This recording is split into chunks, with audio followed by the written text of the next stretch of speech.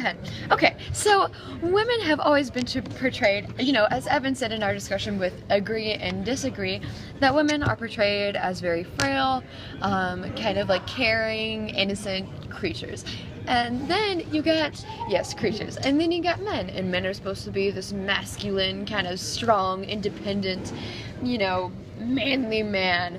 And that has been portrayed in human nature since pretty much the beginning of time, because men have dominated over everything, while women are just kind of in the background, just supporting the man.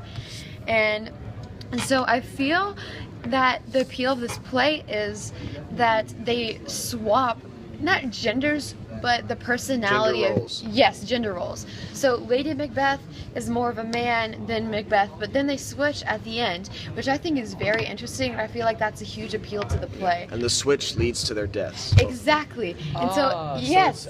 So it's basically this should be recorded. Yes, it is recording. Oh, it is. And, Nice. Yeah. Yeah. So it's saying And- that if you try to switch it, things just don't work as well. Well, yeah, and well, I guess that's kind of a point of view, but I was thinking that either way, like, they can swap gender roles at any time. Like, a man can have,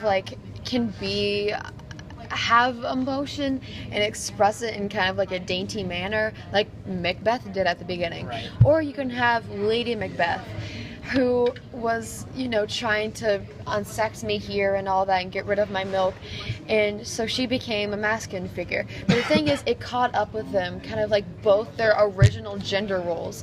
And so Lady Macbeth became the innocent figure in which she committed suicide, and then Macbeth became this arrogant, manly man who ultimately, because of his arrogance and narcissism, just died at the end. And I feel like that's one of the big appeals, as well as just showing how there has to be a balance between the two, right, with Macduff. And I think it really shows, like, I think this was already mentioned, but it gives men perspective on, you know, how women feel and kind of act in their sort of role.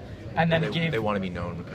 Right. And then it kind of gives women a perspective of how men are not like all strong and sturdy on the inside, kind of like Macbeth's emotional breakdowns. Right. Portrayed. So I feel like it kind of, I wouldn't say break the barriers between genders, but more like allows them to see through them. Yeah. That's what makes it appeal to so many people. Right. It's getting to see what it would be like if you were the other gender. Yeah. And it shows that the balance, which is Macduff, Yes, is so always, I feel like Macduff victorious. is just kind of a symbol for gender equality, which is He's kind of weird. He's a more present day Well, figure of a man. Well, no, well, let me.